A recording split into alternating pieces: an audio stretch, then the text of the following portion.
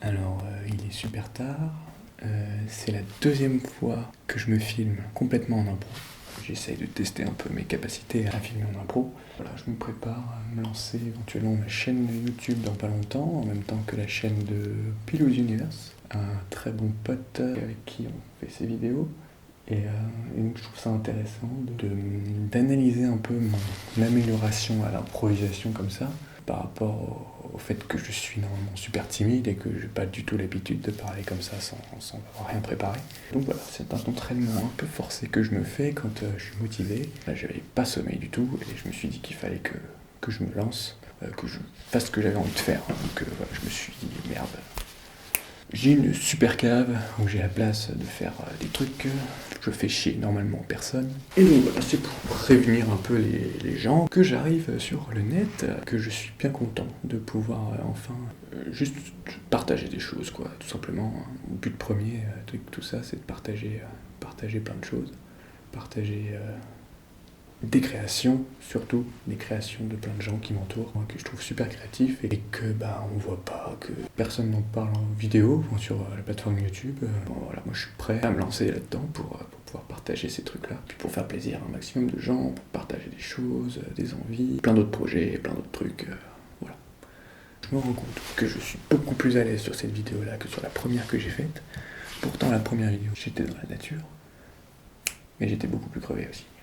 Ça, je me sens à l'aise, en forme, même si vous pouvez voir que j'utilise encore ma voix un peu basse, parce que il est 4h du mat, presque, 3h, 3-4h, donc j'ai envie de faire chier personne quand même. Le petit coloc d'en haut là, qui ça se trouve m'entend, j'en sais rien, peut-être qu'il m'entend, ça pourrait être très marrant qu'il m'entende, même si je pense que ça le ferait un peu chier à cette heure-là, surtout qu'il doit se lever demain. En me disant que ça se trouve je le fais chier, je vais arrêter là. Voilà, je verrai si du coup il m'a entendu. Je ferai autrement la prochaine fois, si j'ai envie d'en faire, de me refilmer, sur des petits points comme ça, pour faire le point dans ma vie. Ouais, je fais une petite vidéo comme ça tous les 6 mois pour me rebooster. Je vous dis à la prochaine. Et j'espère qu'au moment où vous voyez cette vidéo, les gens, j'espère qu'il se passe déjà plein de choses au niveau projet, qui sont sortis, des trucs que vous pourrez voir d'amis ou de moi-même, plein de trucs. Que je croise les doigts pour que je sois toujours au taquet. Et que je croise les doigts pour que vous soyez au taquet aussi. Pour faire plein de trucs. C'est trop cool. Motiver, faire des projets, des trucs avec plein de potes. Voilà. Bye bye. Et je peux le dire cette fois, je pense, avec sincérité et en étant sûr de moi. À la prochaine. Je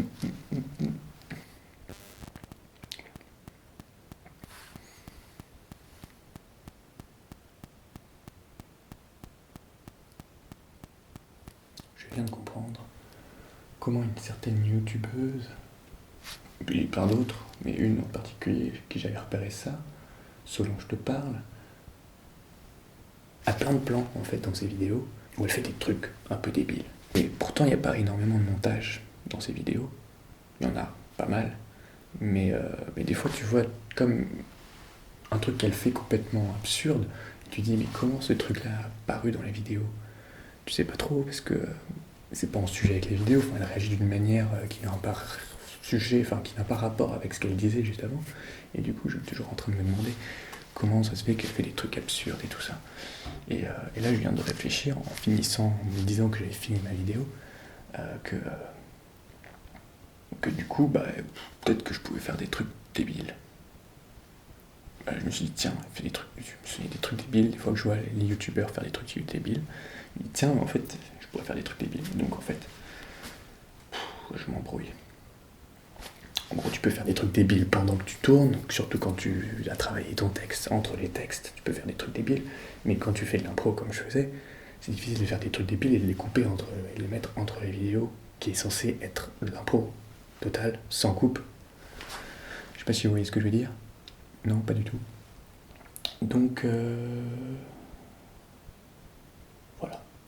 Je vais mettre peut-être plusieurs trucs débiles que je fais là, session d'après. En même plan. Je sais pas, avec la lumière, je m'amuse bien avec cette lumière, c'est complètement débile quand même.